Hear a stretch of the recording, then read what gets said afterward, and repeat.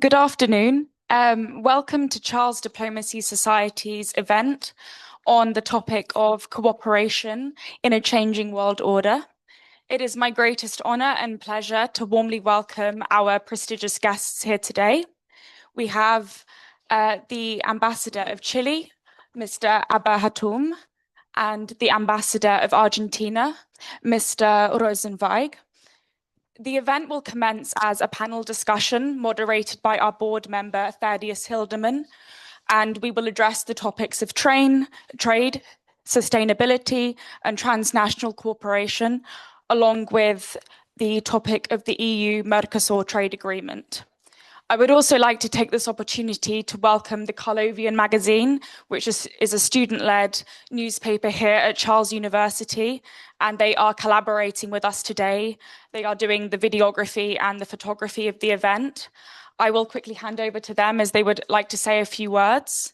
I would like to thank each and every one of you for attending today, and I'm excited to engage in an insightful discussion. Thank you.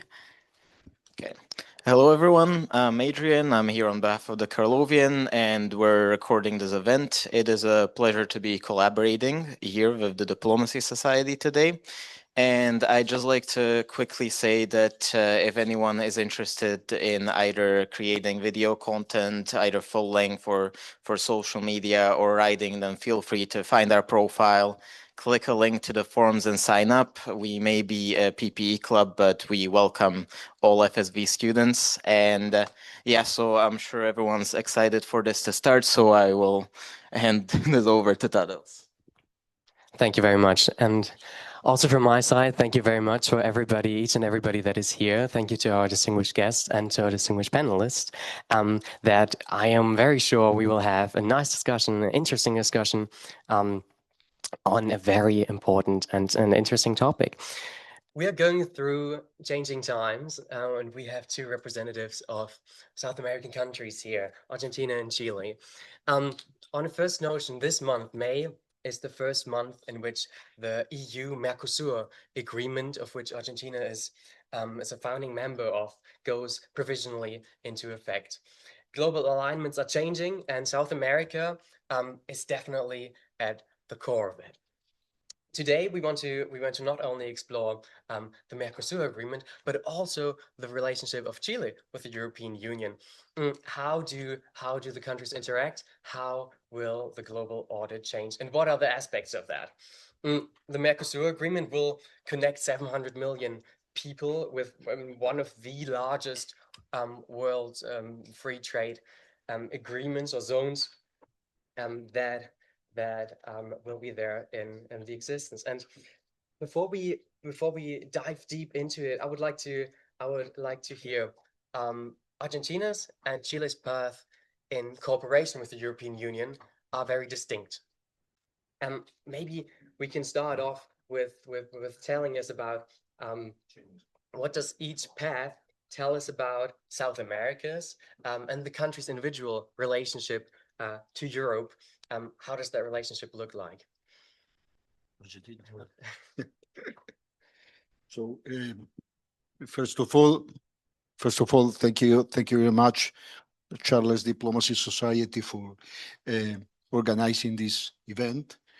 Thank you very much. Thank you very much, also Ambassador of Chile, my dear friends, just to be together.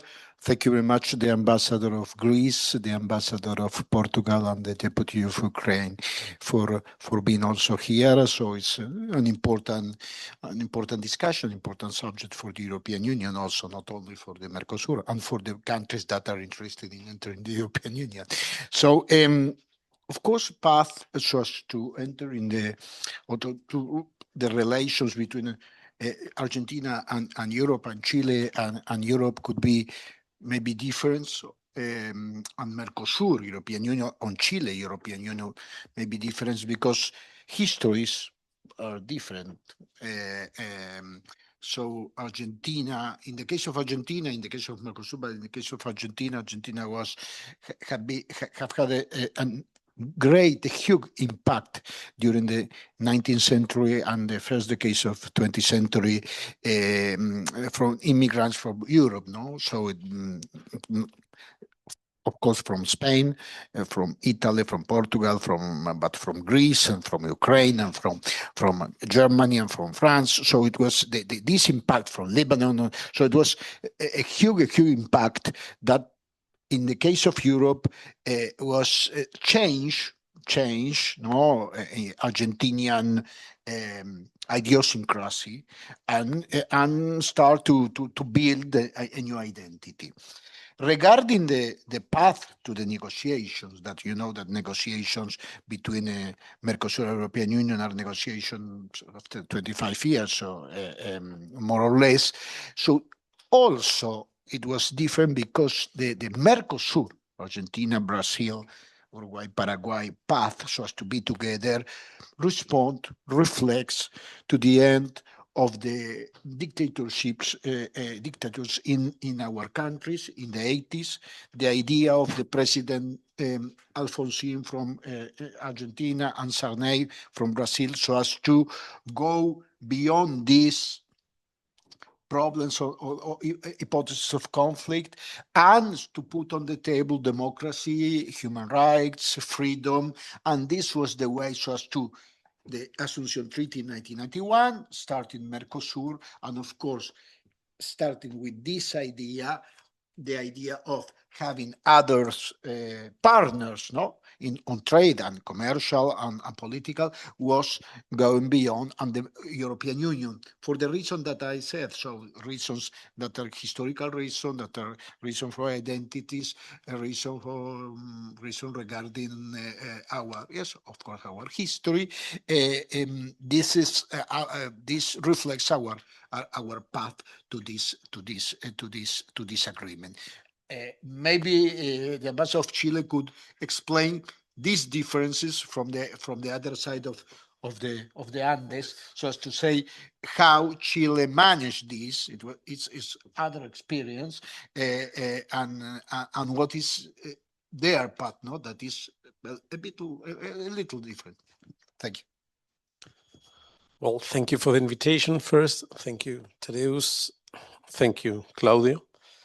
I think we have to put that also in a historical perspective.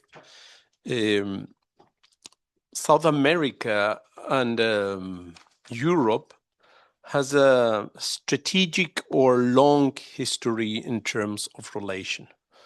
For Europe, there is no region that it's more attached in all the values and all the history like South America, North America, Central America, and the Caribbean countries. The surnames Rozencwaig or Abujatúm are part of the immigration from different parts in Chile. Here there are students from different places too. I talk with some German girl, a student from Ireland, but I recognize some other accents, and of course, friends from Peru, Honduras, and Colombia. So the case, trying to add what Claudio mentioned, it's that Chile starts a different relation with the European Union in the very beginning of the 90s. You have to remember that during the 70s and the 80s, Chile was absolutely isolated, was a strong and terrible dictatorship, and part of the group of people from Chilean people that was in exile was working very close and very active in Europe. So they have what I'd say a knowledge of the institutions of what we call now the European Union. So in 1990, when President Patricio Aylwin assumed the country, this political will that was before focused only to Asia was also for the rest of the world. We were in a kind of reintegration process. And since then, we start our relation that has some stones or marks. In 1996, the first agreement, And then we negotiate, or we start negotiating more or less in the same time in 1999.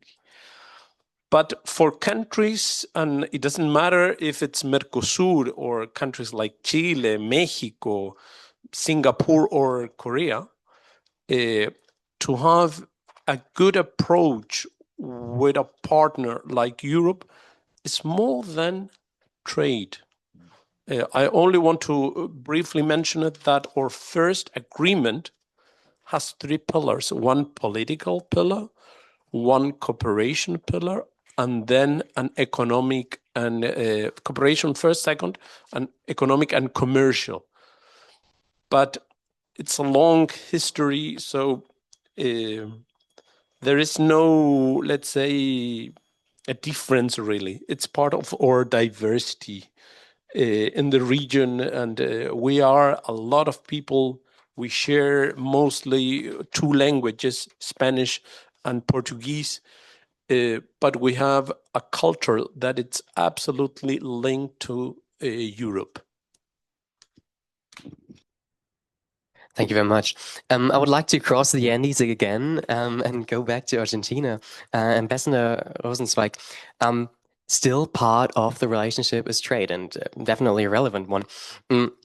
The provisional Mercosur-EU agreement will slash or is intended to slash tariffs on numerous goods and is projected right now to increase EU exports by 49 billion and Mercosur exports by 9 billion by the year 2040. And I would like to know, in Europe, this agreement was seen heavily contested. Poland is right now going to court against it. And the disagreement rather was projected on the European side than the South American side. Maybe you can take us through precisely why this agreement that was provisionally passed was much less controversial, much quicker ratified on the other side of the Atlantic than Europe. Thank you so much. So I could be disrupting, no, because because this is an interesting question. So first of all, for us, this agreement, and this is why, for us, not only for Argentina, but for Brazil, Paraguay, Uruguay, so the agreement passed our parliaments in 1 month, 2 months. It was incredible. So very, very fast. Why? Because our countries, Mercosur, Argentina, Brazil, etc. So we are for this agreement for us is, first of all, possibility to liberalizations, more liberalization. Second, more trade. More trade, and we will discuss later which sectors in Europe, which sectors in Argentina or in Brazil, but it's more trade. It's less bureaucracy. That is for Argentinians people, and for Argentinians it's very, very important because we have had a closed economy for a lot of decades. And one thing that is very, very important also, that is for us, this is a geopolitical agreement. This is not only a commercial agreement. It's not a discussion, and I repeat this in a lot of events. It's not a question of chicken, of poultry, some beef, some sugar from Brazil, and this and that. This is why I said that for some countries, so you mentioned some countries from the European Union that discuss this and they are focused a lot, about poultry, chicken, or this or that, or beef, or grains, or that. So for us, the agreement is. So I will speak later about this because the figures we are discussing figures, no? When we discuss sugar or beef or poultry, this and that, the figures regarding the consumption in Europe, in the European Union about this are very, very low regarding the total consumption. But being geopolitical or talking about geopolitical, you have now a war in Europe, you have a war in Ukraine, of course, and in general, you're talking, no, the European Union or some countries, or a lot of countries, talking about possibilities so as to have autonomy in energy, in value chains, synergies, other synergies, new synergies, so as to have. I have been with so 1 week ago with an important minister of the Czech Republic that is searching for LNG, energy abroad, diversification, commercial diversification, etc., etc. And Mercosur and LATAM, of course, but Mercosur is and Chile. So we were on the table so as to propose our possibilities to be partners, reliable partners, taking into account our history, taking into account our relations, taking into account human rights, democracy, freedom, and take into account that for us, this agreement is, as I said, more than poultry, beef, and chicken, or grain or sugar. No, we are talking about a geopolitical agreement, and this is why for us this agreement is very, very important. When we and I will try to put on the table as disruptive, 2 or 3 things. For example, we discuss in Europe. No, I'm ambassador here since 3 years. Discuss the GlobSec last week.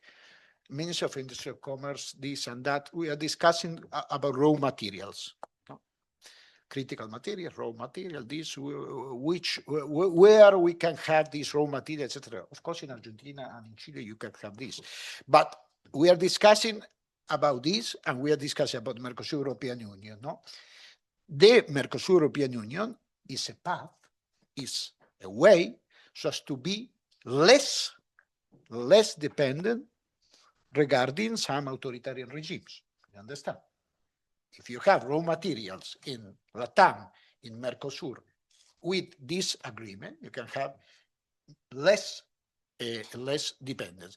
We are speaking about raw material, we are speaking about value chains, we are speaking about energy security. We can speak about food security also.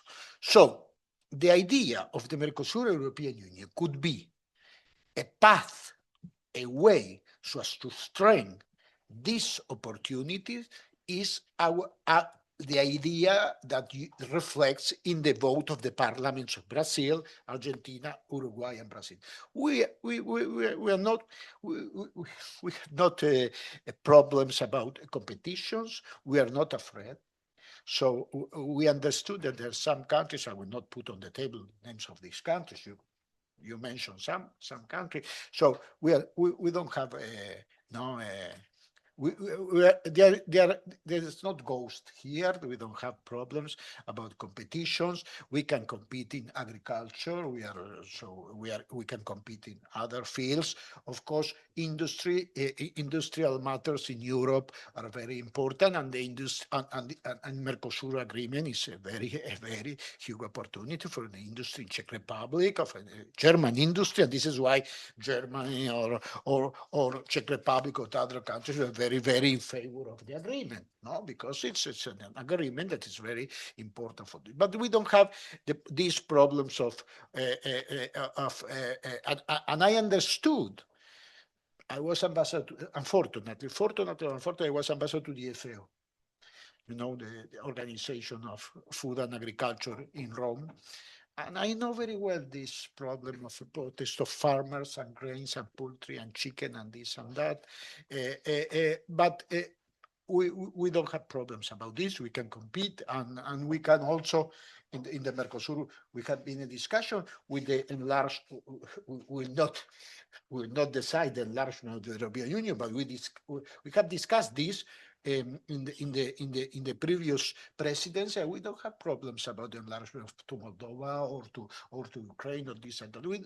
There is no ghost for us. We are open to compete in this agreement between European Union and Mercosur.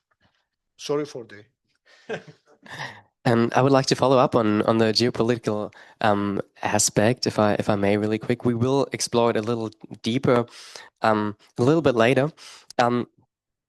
But Argentina moved much closer to the US in the past years. The Mercosur-EU agreement was negotiated over more than 2 decades already. However, nowadays the EU much rather conceptualize the EU-Mercosur agreement as a strategic step also away from the US, while Argentina is moving closer to the US. In contrast, is there any way to square that circle? Is that maybe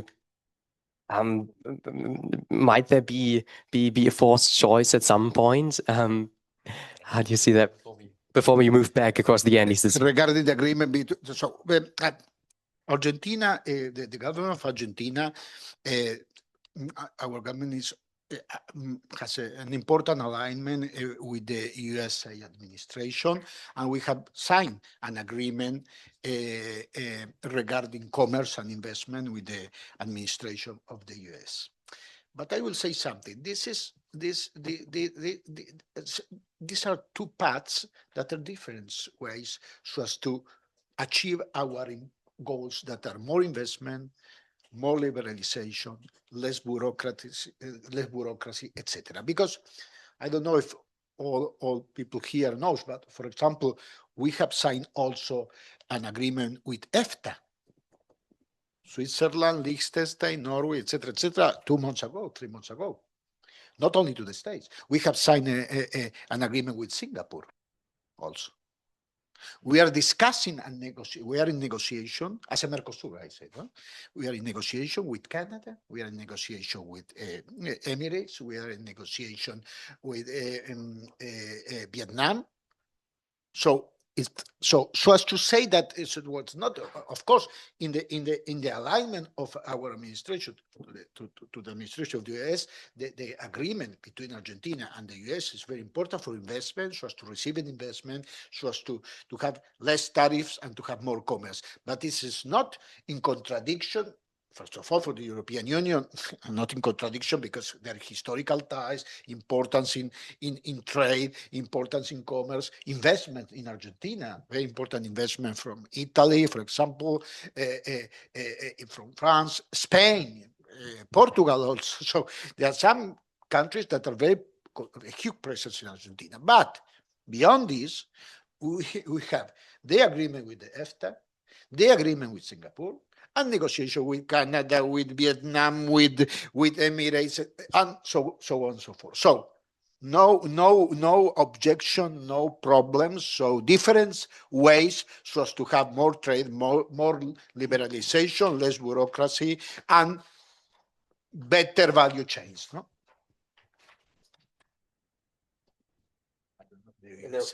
I can only add that in the case of Chile, first, we are an associated member of Mercosur. So even that we have our own negotiation, we are partner with Mercosur. And as Claudio mentioned, in our case, the trade with the European Union, Europe is the fourth partner. It's not the first, not the second. Our first partner is Asia. Then is North America. Then the Mercosur area. All the Mercosur area and the South American countries. And then is the European Union. And of course, we have a lot of investments from European Union countries. To mention something, there was a girl here from Germany. I don't know if there is another country where Siemens or Porsche will invest in the Patagonia in a green hydrogen plant if there is no strategic relation, like Claudio mentioned it, to have a commitment that it's more than economic or more than commercial. So you are very young, all of you, and all of you were born, that the ones that are from the European Union, with a passport that belongs to the European Union. It doesn't matter if it's every country has a different booklet, but you are here in this university because there is a free of movement of students, Erasmus programs, etc., and etc. And in Latin America, we are also on that path, on that way. And of course, when you mention it, there are differences, how Chile started, or Mercosur. Of course, Chile is a country of 18.5 million people. So you cannot compare when you're talking of 270 and more, probably million in a negotiation. Yeah, if I may follow up on that one, still Chile is going along, going alone on the agreement side, and is moving faster. You gotta say, we heard the figure was more than 2 decades of negotiation between the large Mercosur bloc and the EU. Chile got that done much quicker, and one could say also much rather on own terms, domestic terms. Is that the way to go? Is it the one country confronting the EU or other trade blocs, other corporations? I would not necessarily see that in this way. I would say that the time when Chile started negotiating was different. More or less, it was the same era, but Chile was having a process that was before. So we have, let's say, less tariffs before Brazil and Argentina decided or make the framework of Mercosur. So, of course, when you talk about free trade agreements, Chile was a little bit forward, and nowadays we have about 98% of our trade absolutely liberalized. We are, if you look in the countries that has more free trade agreements with countries or blocks, Singapore, Chile, and then probably the UK are the countries that are further. So there is no, let's say, contradiction in the way how Chile was negotiating on vis-a-vis Mercosur. I would remark that we are partners of Mercosur. We, if there are two countries that are absolutely integrated and show that integration is working, is Argentina and Chile. I will also go later on that.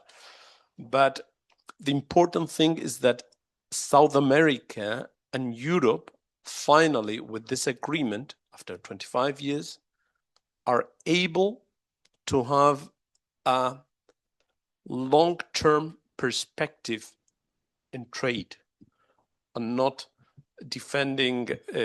I remember in Chile, people from Spain were very afraid that we use cava, or people from France that we use champagne.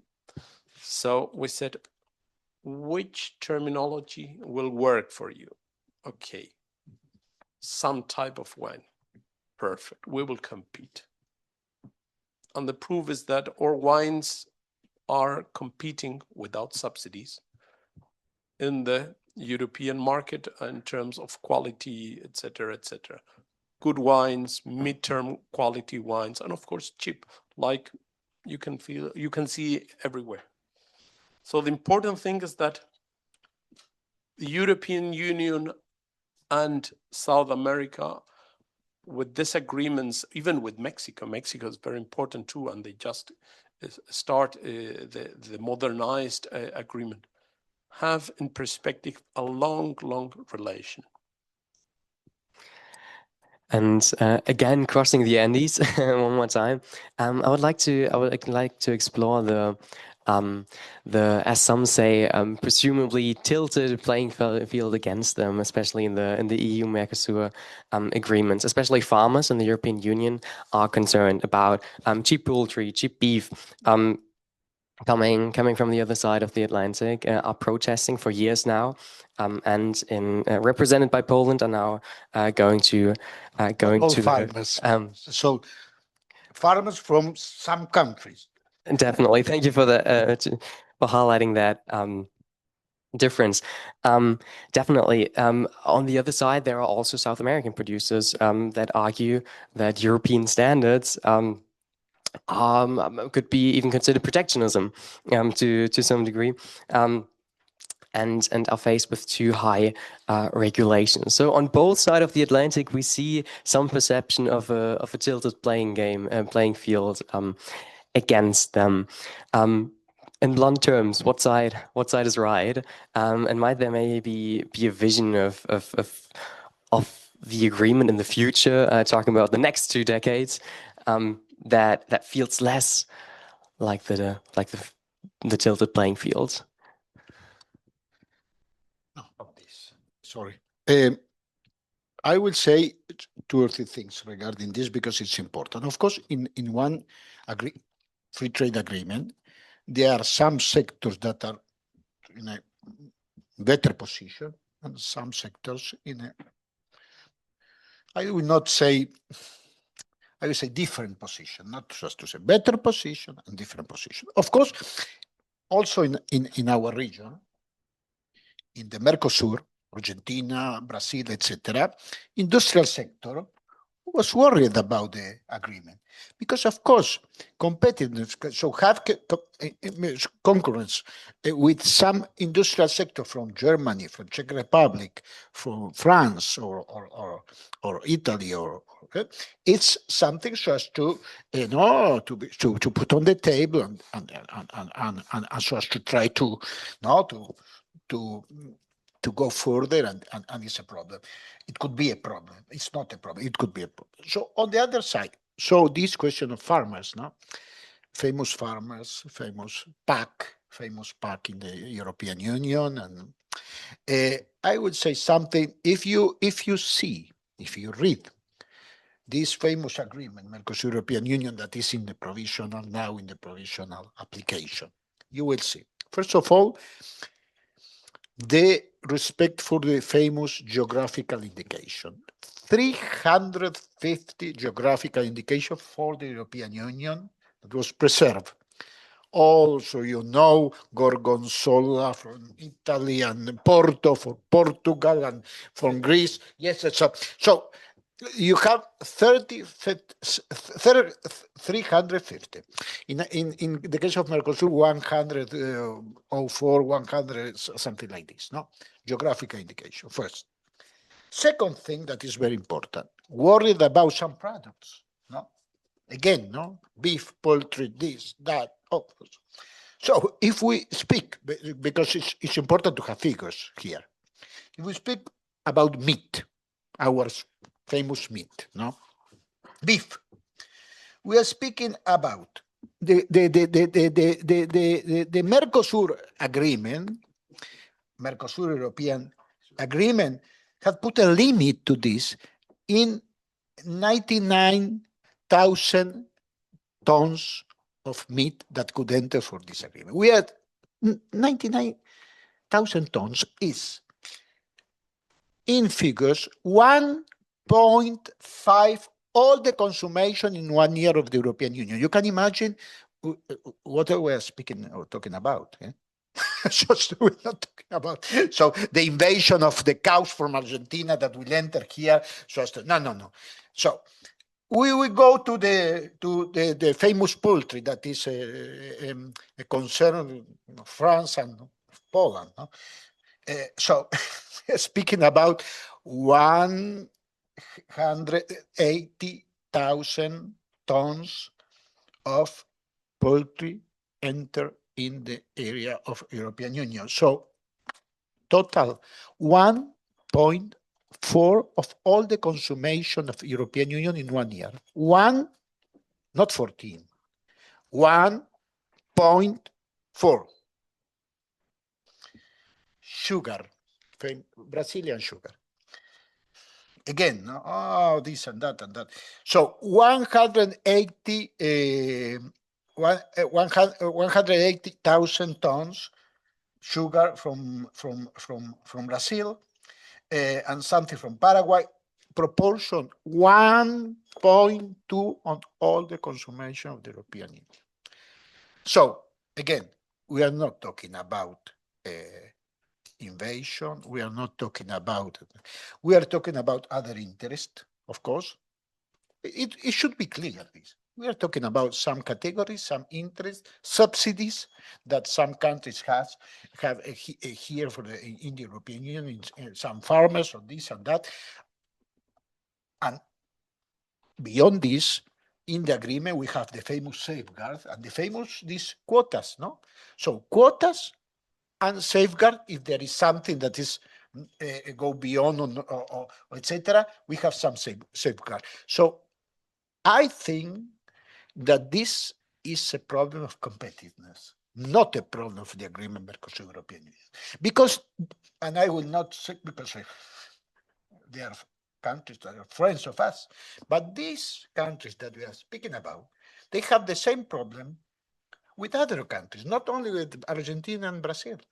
No, because we know that Paris has problems with other countries, enter this and that. No, extra zone.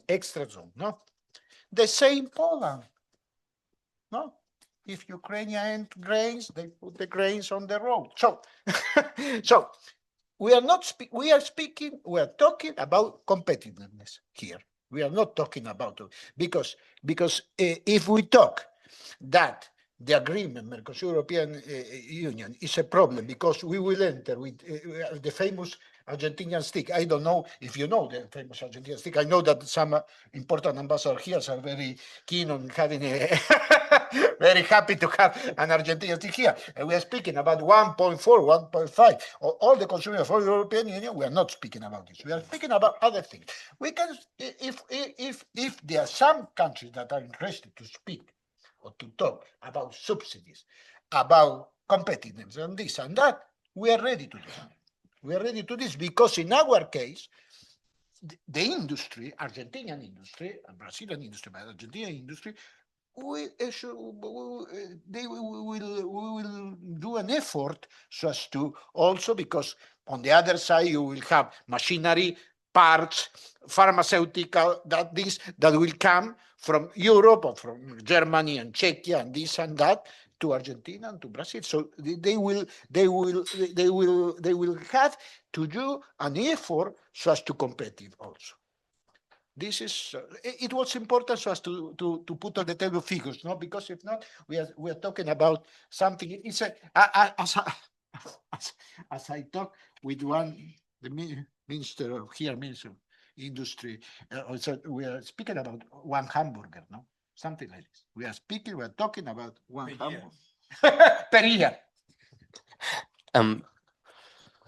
We don't produce hamburgers or this type of meat, but we are also exporting meat, and we export meat to Czechia, pork meat. But it's reasonable and understandable that this concerns of markets, tons of cows that can come, or thousands of bottles of Chilean wine or fruits, etc., can invade the market. The reality that's far from the reality. And even Mercosur plus Chile cannot cope the market. Even if we add Mexico, we will not cope the market. The problem is that this fear, it's necessary to try to tackle that with more cooperation, more trade, more free trade agreement, because there are other big countries, let's say China, India, that also are waiting to trade with different countries or regions. And when they compete, they can compete with huge, let's say, aggressivity. And let's see the industry of cars. Many years ago in Chile, it was 5 companies producing cars in Chile. At the same time, these companies were in Argentina. Then it was cheaper to produce in Argentina, and all the companies disappeared from Chile. Well, what was the dream for long time for the Chilean consumer? An American car or a European car? Well, then it was impossible for these companies or from these countries to compete with Japan, Korea, and now we have to add China and India. So probably when you open a market, yes, there will be consequences, but in long term, it's the only way.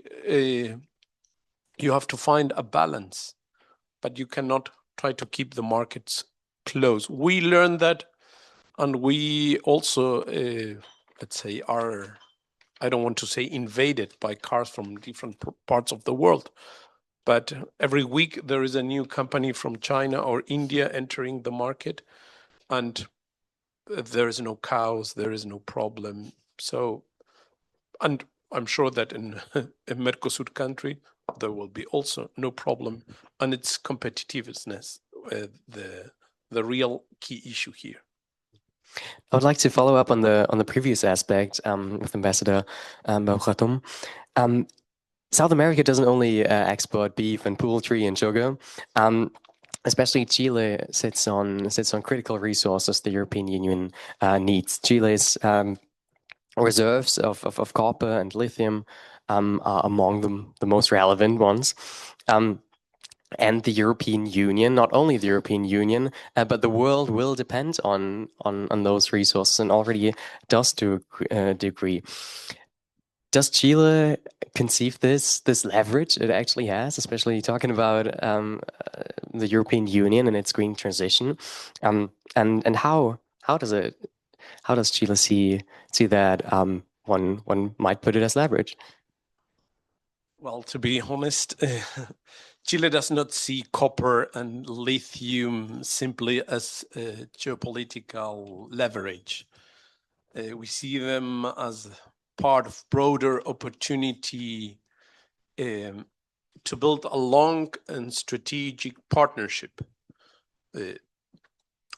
Or in the case of copper, we are the biggest world producer, and we, let's say, are probably between 28 or one third of the world copper production. So every one of you have as a mobile phone, and I'm very happy that it needs copper and lithium.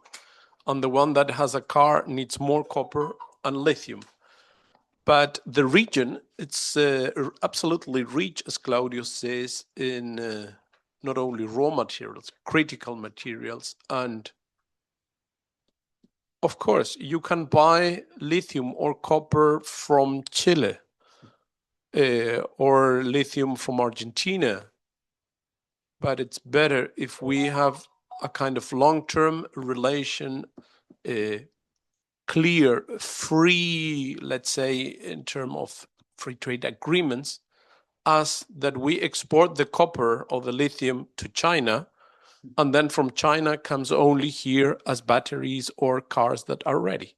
So we want to be partners also in some business, and we want to add value to our products. Brazil, and especially Argentina too, they produce wonderful cars. They produce not only cars, planes. A company like Embraer, it's making wonderful planes that can compete with anyone. And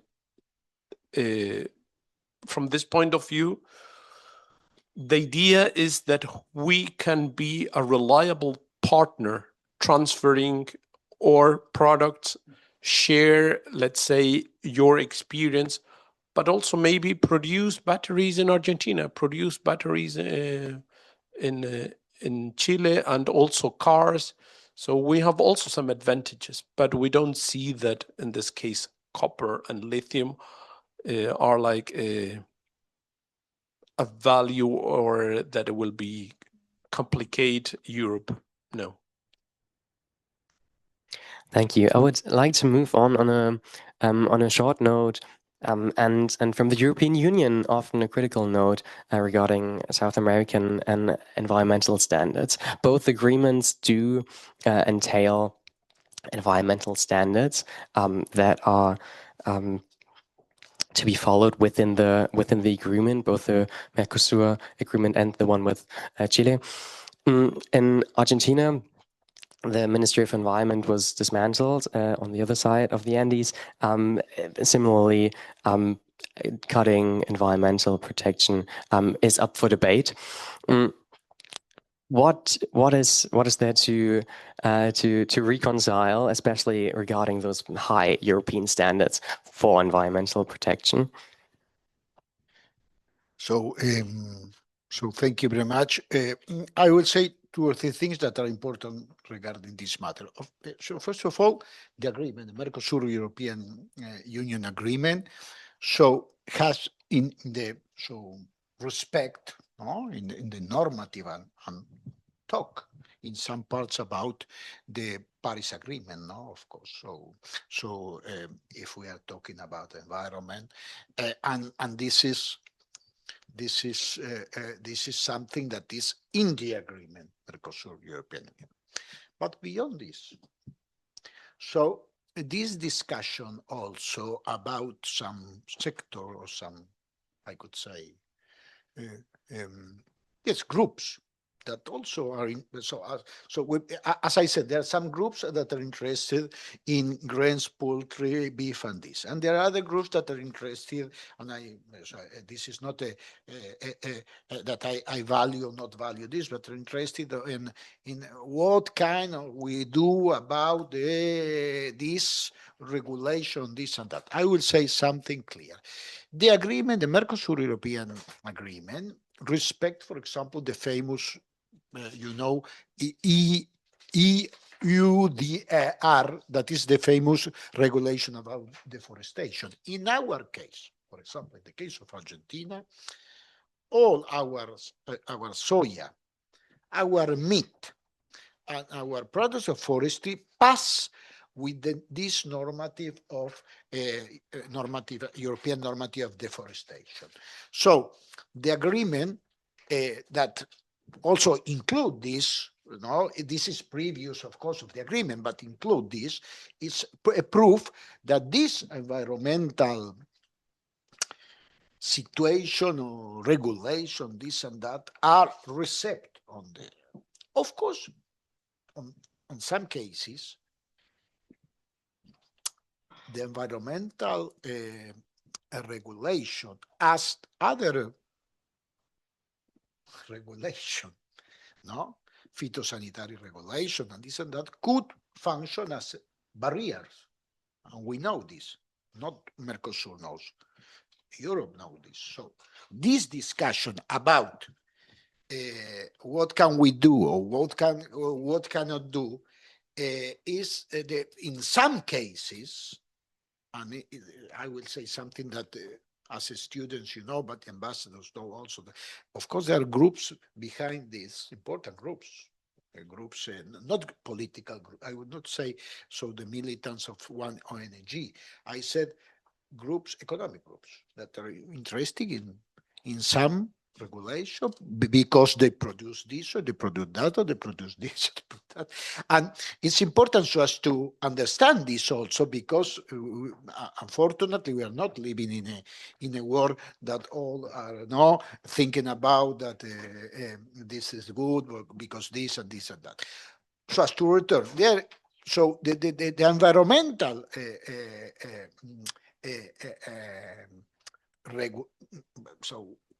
precepts of the environmental regarding the most important or Paris Agreement or the EUDR deforestation are included more or less in the agreement Mercosur European Union. And in the case of Argentina, we in the case of the products that we produce and are on this the deforestation regulation, we soya, meat, and forestry pass to this cost. The question of the barrier, there was and there continue to be, even if in the agreement is the famous principle, the precautionary principle. So the discussion about this principle in the international fora were always very, very important. Why? Because this discussion about you can prevent some risk or this or that, even if there is not a science evidence of this will happen, this could be, and this was a great discussion, a barrier. Because if you say this product could be precautionary, no? A risk for the health, a risk for this, a risk for that. Maybe yes, maybe no. But if you don't have scientific evidence, you say yes, it's this and that. Don't worry, because the agreement again, Mercosur European Union agreement include this principle, precautionary principle, and even say if there is not 100% of evidence, scientific evidence, this and that. So on this case, of course, it could be in the future some discussion about this, but also is a principle that is receptive in this agreement, even if there is not 100% evidence. So this is our more or less our position. I would also add something that the environmental regulations are not only a concern in, let's say, Europe, it's also in all the region. There are some countries that in the region are advanced on that, like Costa Rica. We can all learn about how Costa Rica is advancing in environmental protection. But in Chile, also, we are one of the countries that former Chancellor Angela Merkel used to say we are part of the ambitious countries. The ambitious countries were a small group of 7 or 9, depending on the topic, that used to meet in what it's called the Petersberg Dialogue. And this group of countries were in some way the countries that were absolutely involved in the 2030 and 2050 goals. So from this perspective, unlike Argentina, like the agreement with Mercosur, in the case of the agreement with Chile, the first agreement with the European Union includes environmental regulations. The modernized agreement also includes what it's called a chapter on sustainable development with protections of the seas, energy, how you produce energy, climate change, and oceans. In South America, and here there's a colleague from Peru. Yes, from Peru. There are 3 countries that were absolutely key in the protection of the oceans: Chile, Peru, and Ecuador. So we were a little bit advanced on the protection of oceans than other regions, other countries, or blocks. I will not get more than that. So in the case of Chile, even it doesn't matter which government is in force. President Cast is only 3 months there. And of course, every government arrives and says, I will change this or that. But the agreement is there. So we cannot say, no, we will not comply the agreement. And we have not only the agreement with the European Union, we decided to have chapter about environment regulations in any free trade agreements that we have. So we are absolutely involved on that, and we believe that, and we want to be one of the countries that it's, let's say, advanced in the goals for 2030 and 2050. Thank you. Before we talk about the future of cooperation and the outlook of it, I would briefly like to go back to the strategy behind it, to the strategy behind, or rather, strategic cooperation itself, and merging maybe one or two questions together. Both agreements do offer opportunities, new opportunities, within South America as well as with the European Union. And on that short note, maybe we can explore a little how coherent is South America already, and how do the agreements affect it? So, thank you. I think that this agreement, again, is very important because it's not only a commercial agreement, it's also a geopolitical agreement. So, of course, the first purpose is liberalization. The second purpose, more trade. So, having less bureaucracy, as I said, having more industries and more investments, European investments in Latin Americans, and having more Latin American products in Europe. This is the most important ideas of the agreement. But of course, there is behind a geopolitical idea. Because when we start 25 ago to discuss this, it was a question, as we said, question of values, question of freedom, question of democracy, and question of history, ties between the Mercosur and the European Union. Only one thing two or three things that I will say so as to say why geopolitical. So first of all, I told you the question of Brazil, Argentina, Uruguay, also the question of immigration, European immigration. There was very huge immigration in the last 19th century and the first decades of 20th century. We are speaking about millions of human beings that went to Brazil, to Argentina, also to Chile, but to Uruguay, etc. First, this. Second, when we speak about values, freedom, democracy, this is reflected in general. I will not say today, tomorrow, this or that. In general, in our beliefs, in our ideas regarding others, no powers or that are, yes, of course, yes, beyond the borders.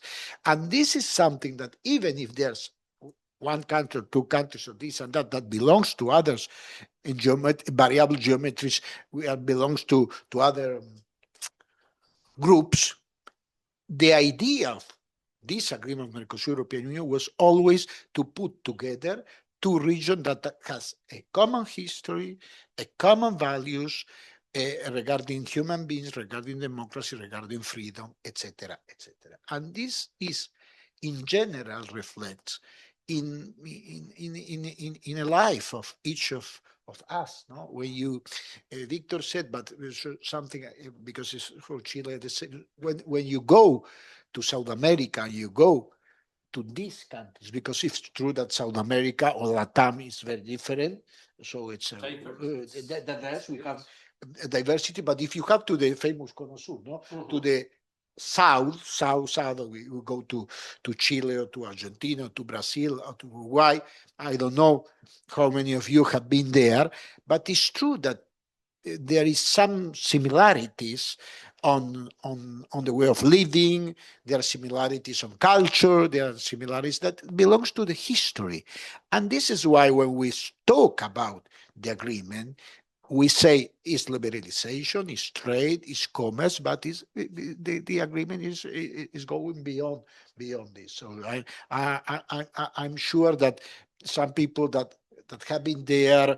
Of course, my friend, ambassador of Greece, was posted in Buenos Aires. Ambassador of Portugal knows very well. So they will have the possibility to understand what I'm talking about, because it's true that you should see this so as to understand that we are speaking about other things. No?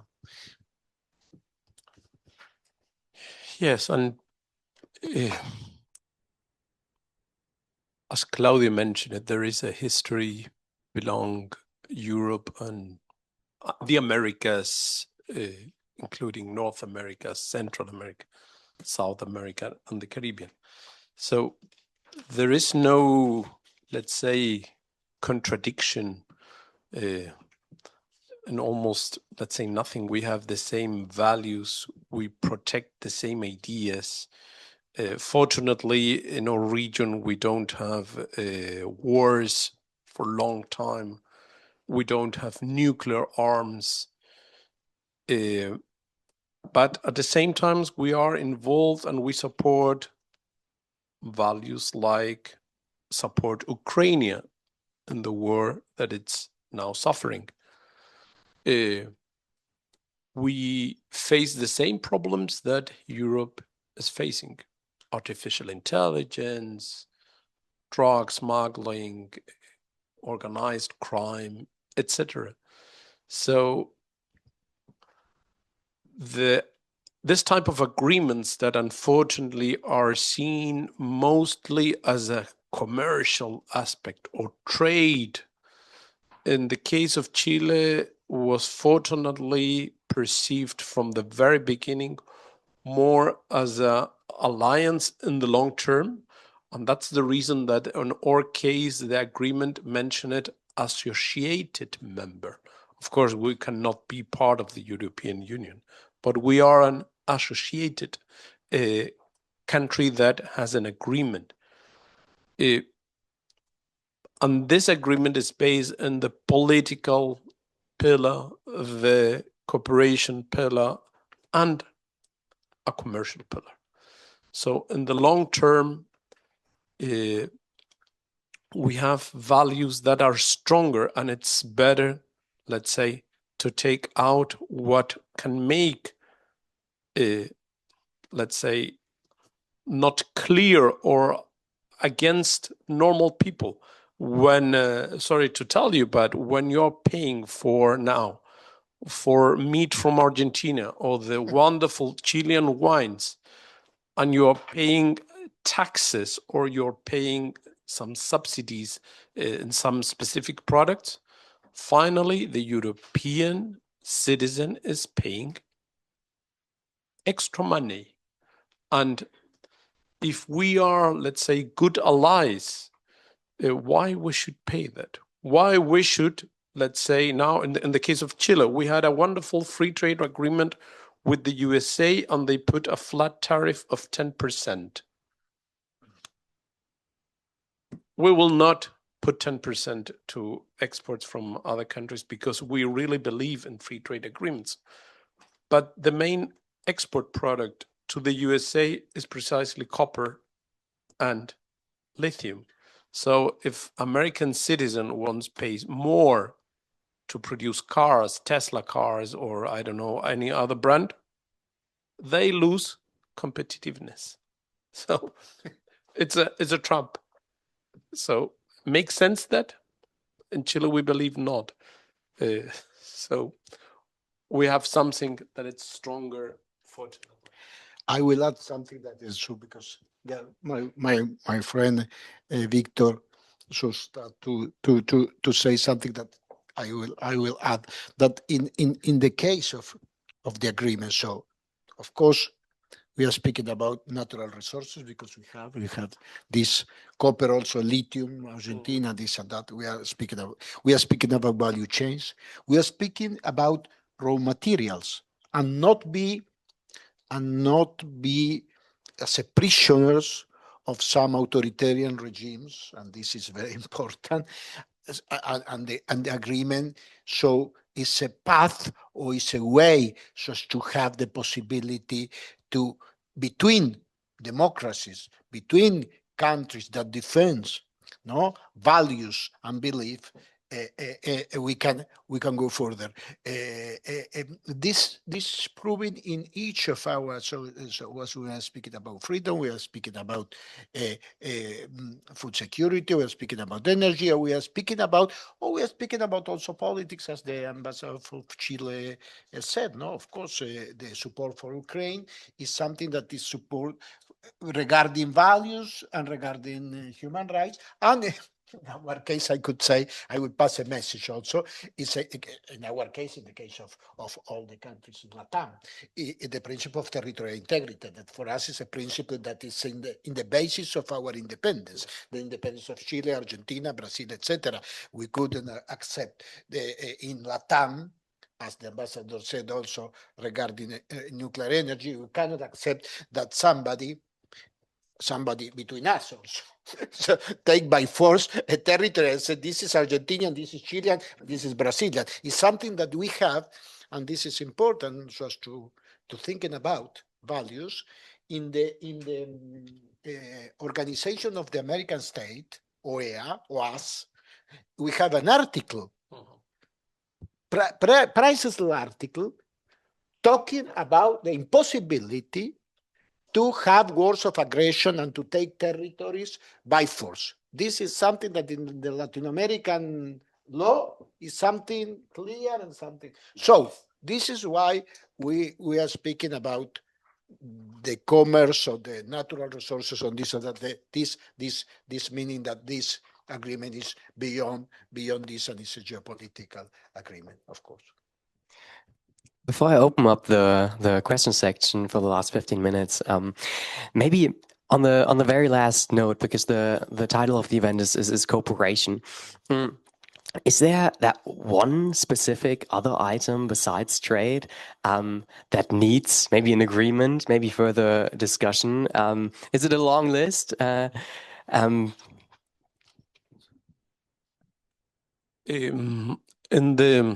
Fortunately, in the agreement that we have Chile with the European Union, and I'm sure that I'm not really on detail on the agreement with the Mercosur, but there is something that it's for the world needs to have a look, and probably will be soon a topic for agreements or regulations, that is artificial intelligence.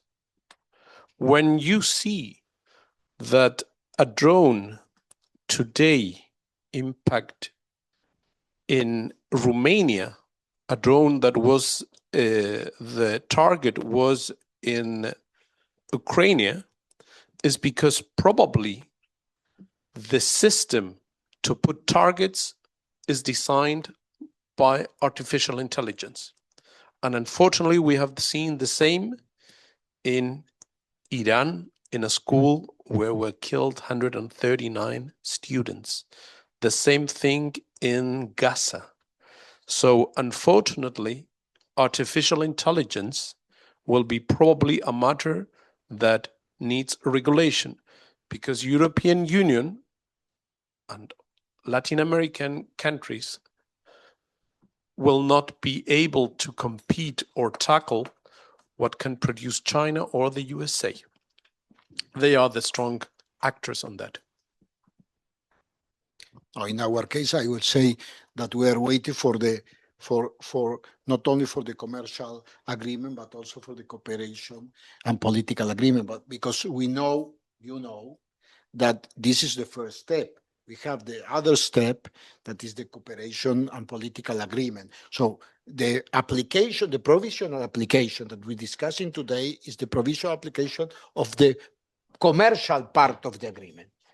We have the other part of the agreement, that is the cooperation and the political part, that is maybe for some countries less problematic, because it's not involved all these tariff and these problems that we discussed today, but it's also important. So I will ask all so as to push, so as to have the other part also approved. Thank you. Thank you very much. And I would like to take two questions at a time, if that's fine. And I already see one, and I will hand over the microphone. First of all, thank you, Thaddeus, and the team for organizing this event. And I would like to take a second. I feel like I need to say thanks for Your Excellencies and all the ambassadors present here for standing with Ukraine and supporting my country. That really does mean a lot. I would say that concerning South America, we are seeing right now something which is characteristic not for this century, but the century prior. For instance, we all know how Chilean democracy was destroyed and how dictatorship was sponsored by, or at least sympathized from the United States government. And we are seeing something like this in the contemporary United States relation to South America with Venezuela, with Brazil, Bolsonaro, or right now maybe even Cuba, where instead of a strategy of a real cooperation, there is a strategy of basically establishing friendly dictatorships or supporting dictatorship for their own kind of like gain. So I would like to ask you, we have this example of policy, which I hope will be in future abandoned for good. And you gave us example of a different kind of policy, which is cooperation, for instance, between South America and Europe. Do you think there has to be as well kind of like a reconciliation and revision of relations between United States and South American countries? Because this kind of like resembles more like a Monroe Doctrine approach that we have seen for so many time. Thank you. Likewise, thank you, Your Excellencies, for coming. And I am Honduran, and I was rather inspired by my Ukrainian friend's stance and reminded of a very famous verse from Neruda, whose pseudonym, Nom de Plume, actually came from Jan Neruda, of course, Czech. But he spoke of Central America as a dry, dead fruit that was eaten. And we've talked a lot about crossing the Andes as well. And I can remember, for example, the Condor Plan. Currently, we have the Don Roe Doctrine, this Donald Trumpian Monroe interpretation. And we have, at least in Latin America, apparently failed to like cohesively respond. And regarding trade, international commerce, and integration, could there perhaps be in the leaders of our at least region when it comes to commercial output, Brazil, Mexico, any proposed models that are attractive to your government specifically? Because, for example, Honduras has been collaborating with Mexico now to do cartels, for example, for exportations. Is there anything that we could do for that? On the first question, so regarding the last part of the question regarding the reconciliation, no reconciliation. So I could say, so in the point of view of Argentina, that our government has a very good relation with the United States. Now we have signed an agreement with so regarding investment and commerce. So I think so it's not a discussion about I don't know, reconciliation, not reconciliation. Regarding the regime, so I didn't understand very well. I didn't understand the relations between the question about Cuba or Venezuela or what was if it was a paragraph or a question. Your question, no? My question was more connected to whether there needs to be a revision of relations so they are, let's say, more equal. Because sometimes there is a really big concept of soft power being enforced, either by, again, let's say, United States or from some other powers. But so I would say something regarding this, but that this also depends on so this is not something that is always like this. You understand? It depends on the time, and it depends on the countries. It's very difficult for us to say, no, this is something that is clear like this, and we should do this, or it's because for some countries, this function from one side, for other countries function for other sides. You understand? So it's not very it's difficult to say. So of course, as I told you, if you talk regarding this matter, if you talk, I don't know, with some Cuban, of course, or with some, maybe with some also some Central American, yes, they will answer the question in one side. If you talk with some South American, the answer could be a little different. So it's not like this permanent, and this is my point of view. I don't know, Victor, but it's not like this, and it depends also, because we are talking about democracies. It depends also about the administrations. We cannot speak. It's not as you talk here in Central Europe or Eastern Europe about, for example, Soviet Union. The Soviet Union like this. So there is different administration in our countries and different administration in Washington. You cannot say so. This is like this or this is like this. It depends on the administration, I think. Yes, trying to answer about the reconciliation or revision on the history between the region or the relation with the USA. I can talk only on the Chilean perspective. After the dictatorship, it starts a long process that the USA was putting all the files that belongs to the CIA, the Department of State, to the memorial sites. They pay even the translation of the messages and everything that was during the period previous or coup d'etat. And fortunately, nowadays, democracy is a value that we are not, let's say, it's not in discussion in the region. And every time that there are some turbulences in the area, we have some, let's say, mechanism to tackle that. But the revision of the history is something that it's not easy only for, let's say, Latin America. Will be, can you imagine how will be in 100 years when someone wants to analyze the relation between the European countries and the Soviet Union, like here it is in Czechia, or how was dealing Russia with Ukraine or USA with Japan? Of course, history needs time, and you cannot try to put it only one government or administration, in this case, the Donald Trump administration, second part, and in Chile, the administration of President Cast or President Milei. It doesn't matter really in Argentina or Chile which president is there, or in the USA. In the long-term perspective, the region, it's more connected. And of course, the Monroe Doctrine, or the second part of Donroe, is something that we have to review, but it's not only the region, it's the world that have to review that. Thank you. I will say something to add in this now, because the question is very interesting.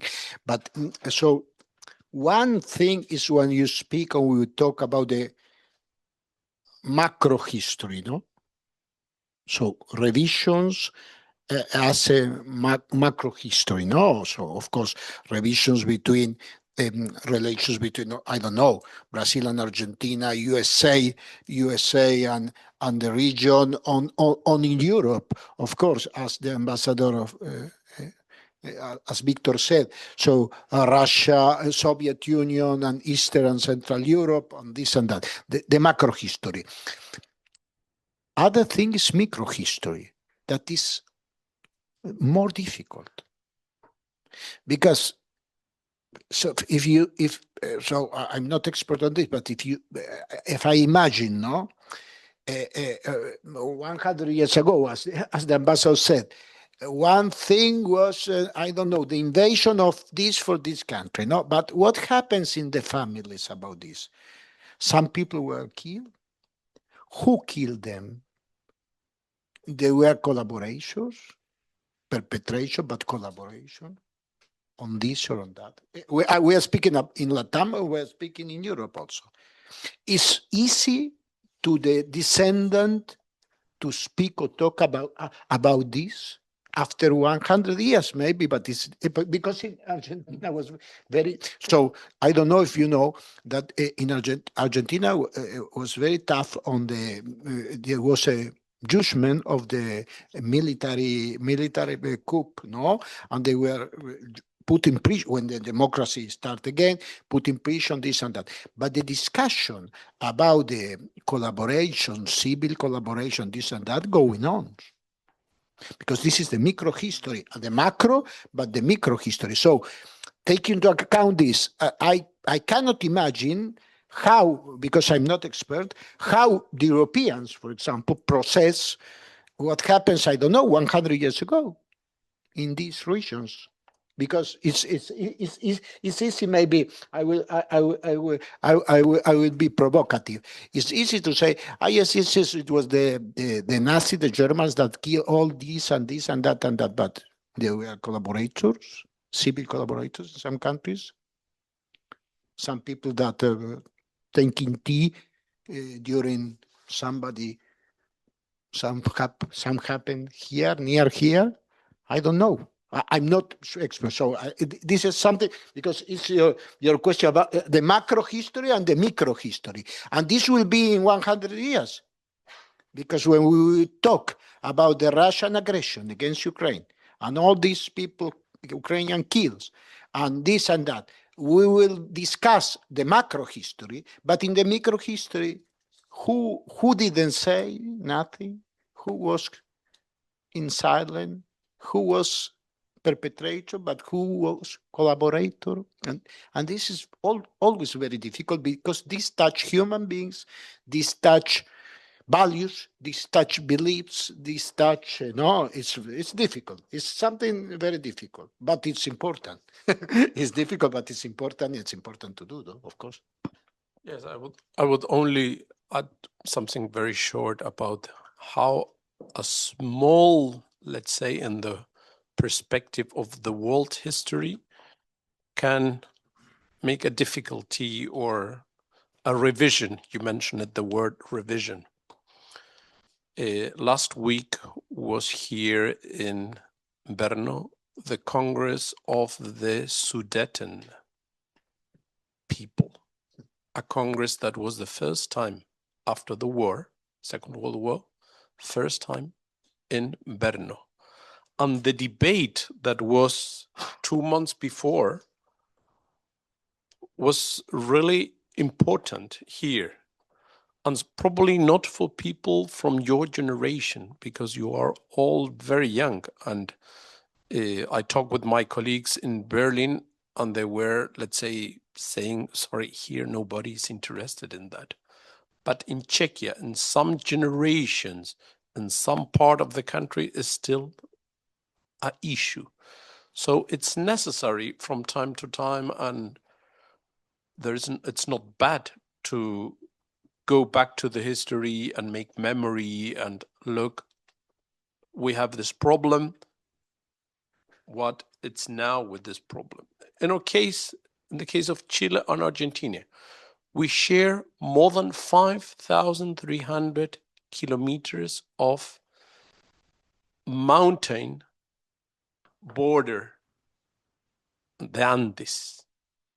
And we were at the end of the 70s about to go to a war for 3 islands that really, really means in the world context nothing.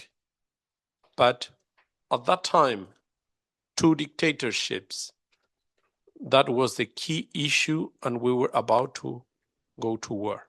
Fortunately, 2 diplomats like Claudio and me could celebrate that we have a peace agreement, that it's, let's say, yes, with the Pope was the final mediator to resolve this issue. And this was a framework that it's, let's say, or guideline in the relation between Chile and Argentina. But it's necessary to go back, and without problem is something that we have not a problem to talk. It's like French diplomats with German diplomats, they have to work together even if the history was terrible with them. And I would say something before, so because it's interesting about this. So, and it's not bad. You are young. It's not bad to discuss and to also to say it was in a society, no?